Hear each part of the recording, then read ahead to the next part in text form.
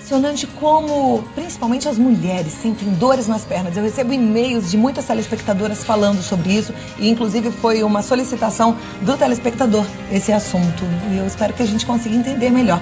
Claro. O que é, na verdade, essa dor nas pernas, na maioria das vezes? Então, dores nas pernas, como um termo genérico, poderia ser qualquer coisa relacionada a uma dor nos membros inferiores. É claro que na maior parte das vezes, quando você tem uma dor na perna, você acaba tendo pele, pelo e muitas vezes vendo um pouquinho de variz. Então acredita-se muito as dores nas pernas, as varizes, mas não é bem assim. Variz não é uma doença tão dolorida assim, porque é uma dilatação de veias que carregam sangue. Sangue sendo líquido, a dor seria mais peso e cansaço.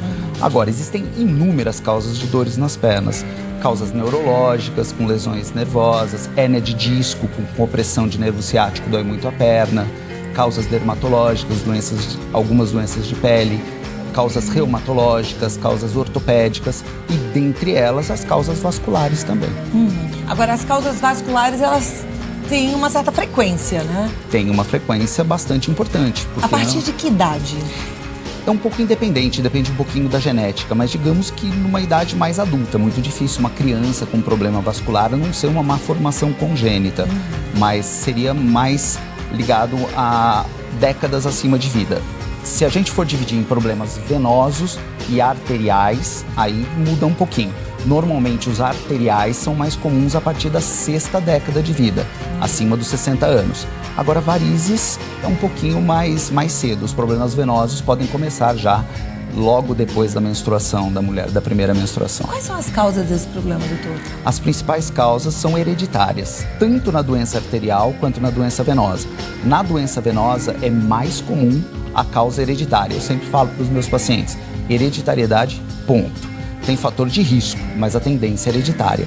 Como varizes, a principal causa é hereditariedade. Fator de risco, obesidade, uma vida sedentária, uso de hormônios anticoncepcionais, cigarro, péssimo, tanto para arterial quanto para venoso, tá? E gestações como fator de risco, são as principais.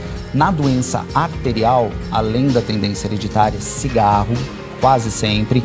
Dificilmente um paciente tem uma oclusão arterial ou uma doença arterial grave não fumante. E o colesterol, tá? Obesidade, vida sedentária, mas a doença arterial ela depende muito da deposição de placas de colesterol, ela entope, as artérias se entopem, então depende muito do colesterol. Bom, tem gente que chega no final do dia que não consegue nem mais andar, né? Precisa chegar em casa, colocar o pé pra cima e ficar ali por um tempo. Esse procedimento, ele ajuda só minimizador ou ele ajuda como um todo acho que no tratamento, talvez, da doença? Tá, ajuda bastante. Se você tem um inchaço na perna, a gente tem que imaginar que tem uma coluna líquida acumulada na base dos seus pés.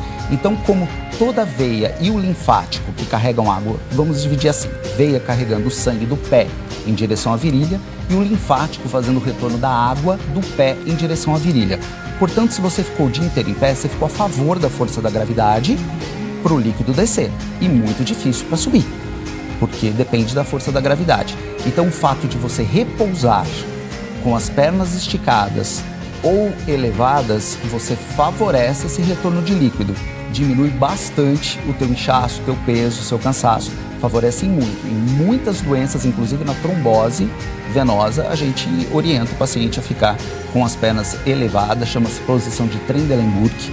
É uma elevação de um pouco acima de 30 graus, onde favorece o retorno venoso. Dormir uma noite inteira, às vezes com a perna elevada, tem alguns segredinhos. Um deles é não deixar o joelho suspenso. Então, colocar travesseiros embaixo do calcanhar para dormir pode ser confortável nos primeiros momentos. Depois dificulta para virar na cama e o joelho ficando suspenso, você acaba tendo dor. Então,